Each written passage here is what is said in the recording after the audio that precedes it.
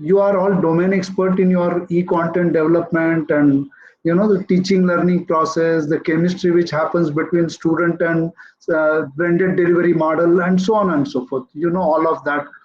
So our idea today is that when you actually go to an industry expects some more skills from you other than the domain expertise.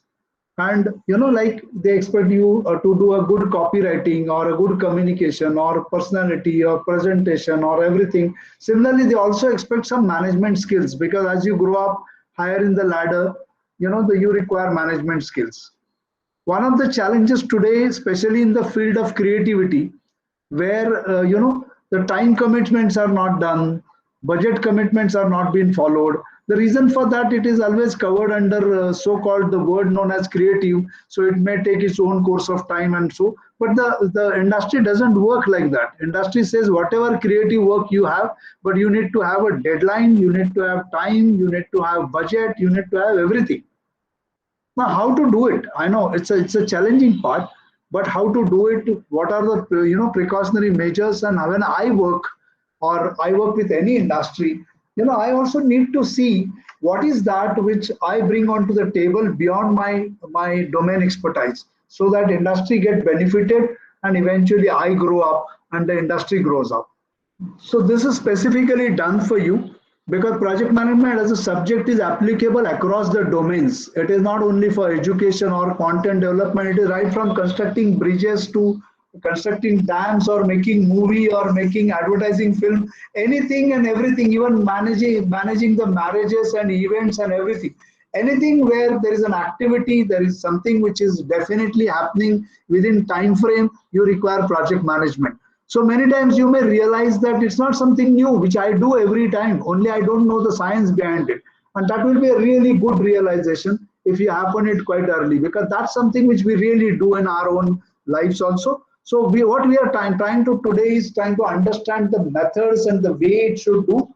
We can have a series of sessions followed by this, which will eventually bring you to a tool and technique. So first we'll understand the thought process, understand the process, understand the important knowledge areas and everything.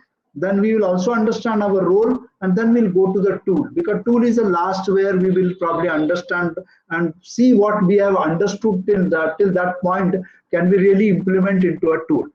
Well, at the end of this module, what I'm expecting is that you should be able to know principles, practice, and methodologies, methodology use of project management. Similarly, we should understand the difference between project, program, portfolio, and operations.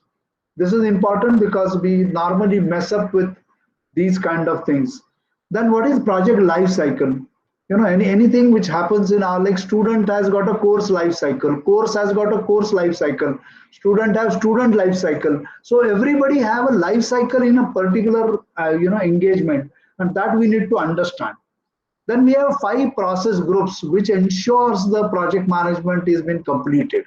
So we will try to understand that.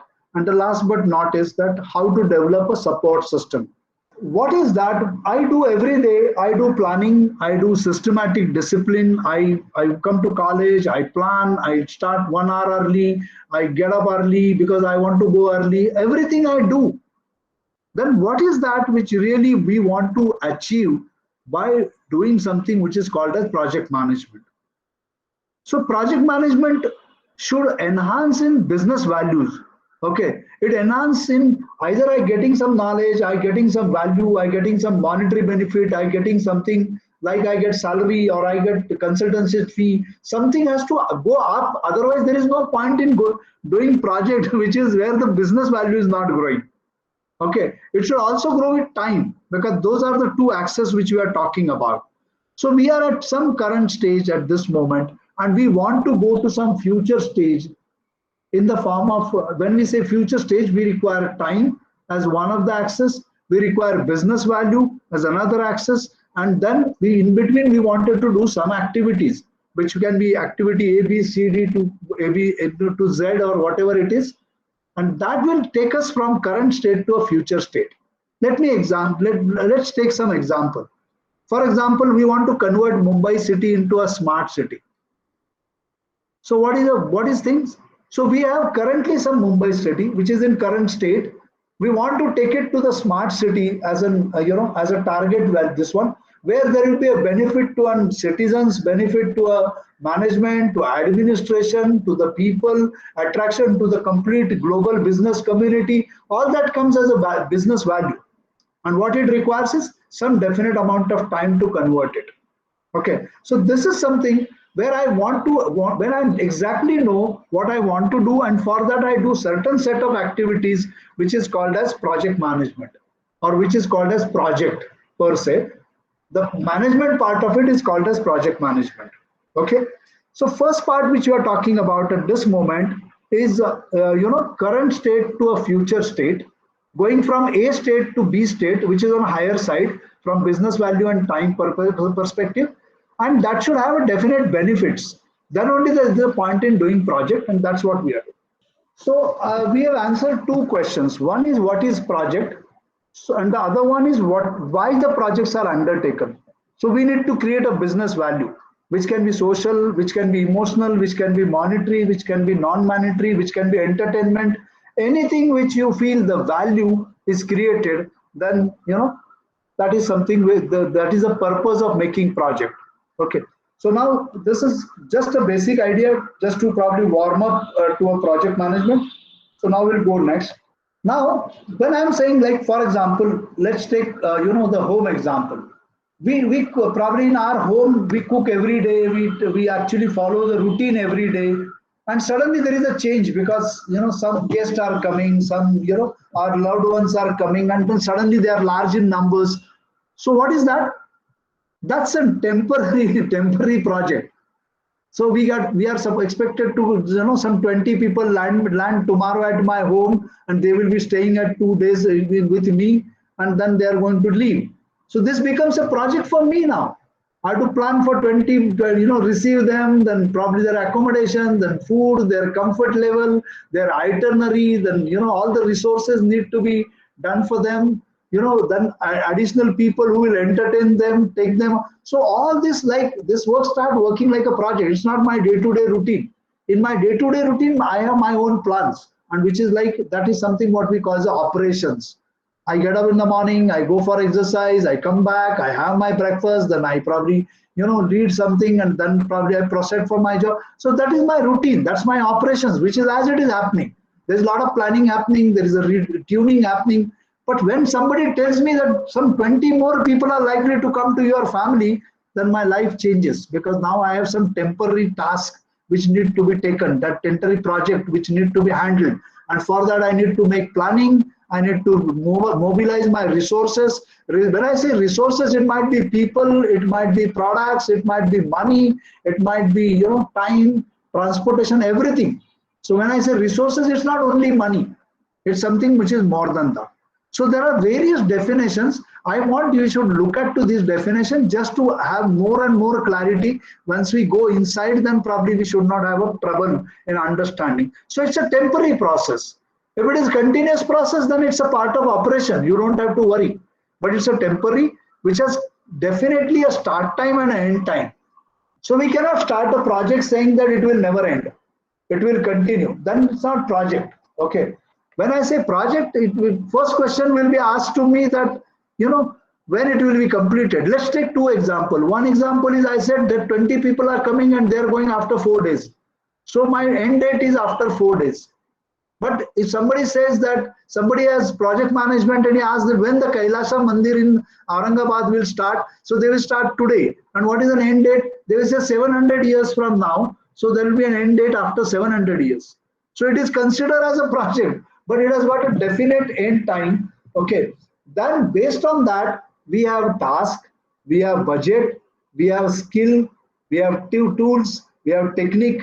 So all these need to be, defined and developed so that we actually execute or develop the objective which we are set. So if we want to build Kailas Mandir in 700 years of time, so which might be 10 generations of us or 15 generations of us, then do we know exactly what we need, how much time we require, how many people, what kind of skill sets they require, what is the budget. So all that need to be planned.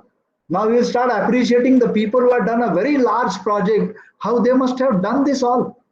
They must have done a lot of homework before they start.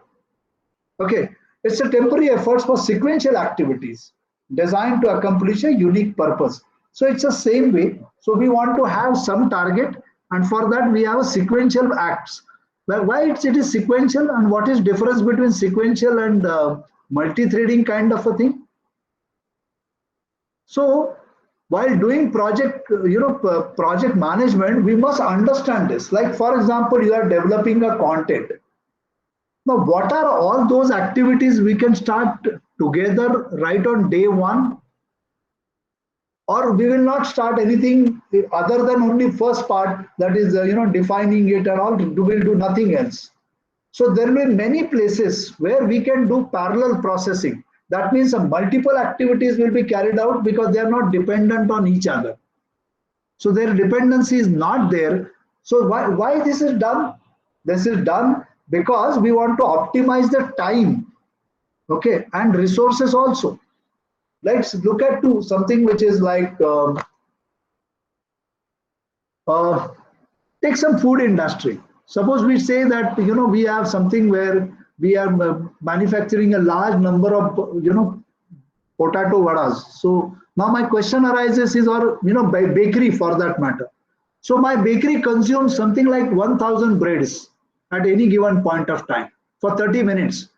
Now my challenge is that I cannot wait for the trays to come out, then they become cold, and then I start making another dose, and then start putting 1,000 dose and then put it into that. What will happen into this? The most expensive resource, which is a furnace, which will be empty for 1 hour for the job of 20 minutes. So what I need to do, I need to have another set of trays. Once these trays goes inside, I got 20 minutes or 30 minutes. In that, I will have multiple people, so that in another 15 minutes or 18 minutes, I'll keep another 1,000 doughs and keep it ready. So the moment this is removed, I have another 1,000 doughs ready for the becoming a bread.